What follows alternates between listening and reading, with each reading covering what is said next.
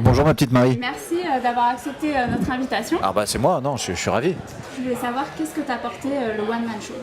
Ah mais moi, si on m'a plusieurs fois posé la question de savoir si je devais choisir un des trois, entre guillemets, que ce soit le cinéma, la télé ou la scène, sans hésiter, parce qu'on voit qu'on picole un peu, mais tout va bien. Hein.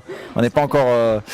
je choisis la scène parce qu'il y a le public, il y a les gens, il y a de la proximité, il y a un vrai échange. Quand on tourne à la télé, on a un échange avec son partenaire, mais quand on est sur scène, on a un échange avec le nombre de gens qu'il y a dans la salle. Donc ça, c'est vraiment un truc exceptionnel. C'est rapatrié, si tu veux, sur la Rolls-Royce de la garderie, les assistantes maternelles.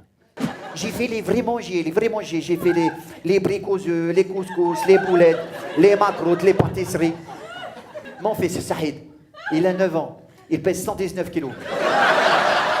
Qu'est-ce que ça a fait de se retrouver tout seul sur scène? Ah bah c'est dangereux. Déjà dans un premier temps c'est dangereux. Moi j'ai fait deux spectacles avant de faire celui-là. J'ai pas eu que des bons moments, hein, loin de là. Donc c'est très très dangereux. Mais à la fois quand ça se passe très bien, comme c'est de plus en plus le cas, tant mieux pour moi. J'ai bien travaillé aussi. Et ben on récolte tous les applaudissements. Tu aimes qu'on t'applaudisse? Non, mais j'aime passer des bons moments avec les gens et j'aime leur donner des moments de rire, des moments des bons moments quoi. Voilà, j'aime échanger ça avec eux. Ouais. Ton enfant il ne veut pas dormir, je lui jette un sort.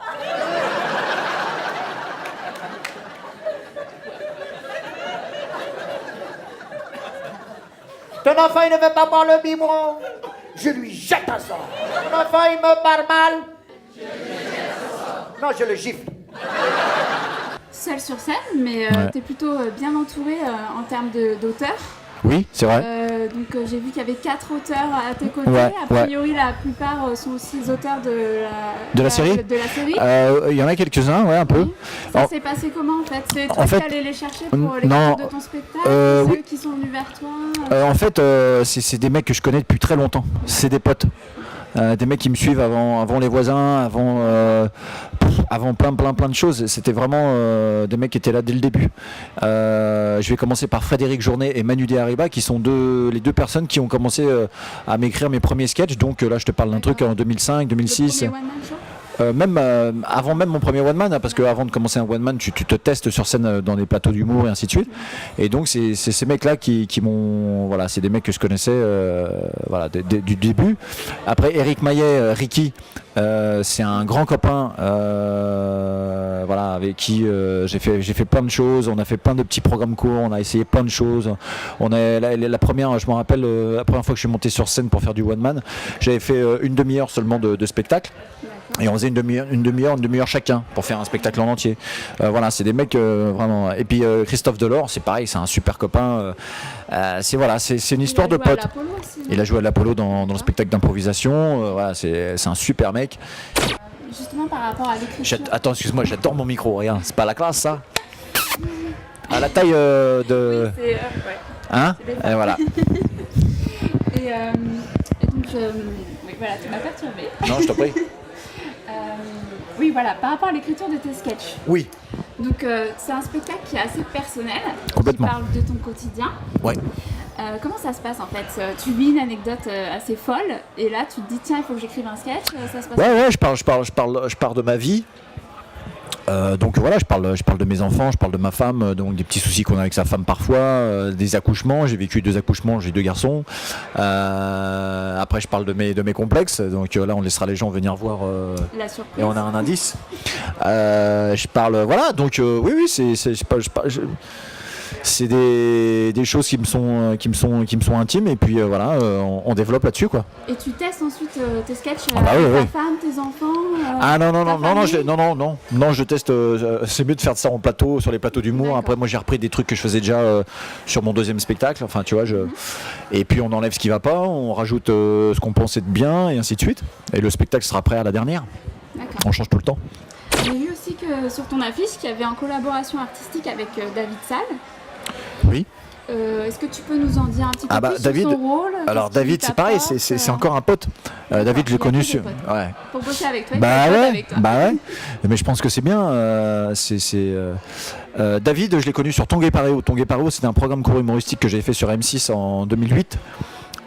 Et donc voilà, on a bien sympathisé. Et donc, alors il fait pas de la mise en scène, il fait de la collaboration artistique, c'est-à-dire qu'il vient voir le spectacle de temps en temps, régulièrement, et il me dit ça non, ça oui, ça non, ça oui, et voilà, on avance ensemble. Il a un œil extérieur. Ouais. Et il a fait un one-man show aussi. Bien sûr, David Salle, oui, bien sûr. D'accord. Génial, un génie ce mec. On te retrouve sur Nos chers voisins, Ouais. dans pas mal de téléfilms, Ça arrive, ça peut arriver. dans certains métrages, Aussi. et 3 soirs par semaine au théâtre. Ouais. Donc j'ai la question. Ah, Attention, oui, je t'écoute. t'es prêt? Oui. Est-ce que tu serais pas un petit peu workadique? Écoute, peut-être oui. Je m'en rends pas vraiment compte, mais effectivement, ouais, j'aime bien. Bah ouais, écoute, qu'est-ce que tu veux j'ai un beau métier, je peux faire plein de choses différentes, donc j'en profite effectivement. Non, et puis j'adore la scène, Nos chers voisins. Bon bah voilà, ça fait 4 ans, 5 ans qu'on tourne. Je me vois mal arrêter. Et puis quand on me propose un téléfilm, bah je refuse pas. Je suis comme ça. On va te voir prochainement dans un long métrage au mois de février dans Red Dingue. Oui, alors j'ai une petite apparition. Alors il y en a un autre qui sort là mercredi prochain. Je sais pas quand est-ce que tu diffuseras, mais qui s'appelle Arès. Donc là j'ai un petit rôle je suis un journaliste. Red Dingue, c'est pareil, j'ai le rôle d'un mec du GIGN. Mais c'est des petits trucs pour l'instant. Ouais. Voilà. Et tu peux nous raconter un petit peu Le la pitch de Red rencontre Dingue avec Danny Boone. Tu as eu l'occasion de le croiser? Bah bien sûr, oui, réalisé. Donc comme Ouais. j'ai fait 10 jours sur le film, voilà, je l'ai vu. Tu as parlé un petit peu avec lui de projet d'écriture, non? T'as tenté? Non, j'ai rien tenté. Moi,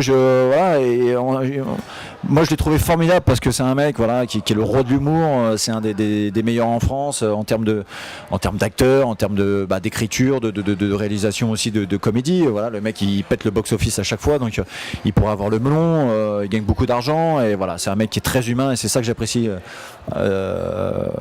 au-delà du talent. Si demain on te laissait l'opportunité de choisir un rôle que tu aimerais incarner, est-ce qu'il y a un personnage type que tu aimerais incarner? Non. Je te dis la vérité, non, parce que je m'amuse avec tout. Tu restes pas forcément dans le registre du comique. Ah bah oui, non, après on peut me proposer n'importe quoi. Là je fais un truc pour France 2 où je fais un acteur de film porno, j'adore. D'accord. Oui, C'est on voit super dans ton drôle. sketch justement que Voilà. tu as Et tu vois une certaine expérience. Et voilà. Et donc voilà, non, tout. Voilà.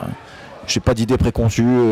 Alors je parle de l'Oscar dans mon one man show, mais si je l'ai pas, je serais très heureux quand même. Merci beaucoup. Mais je t'en prie, merci à toi.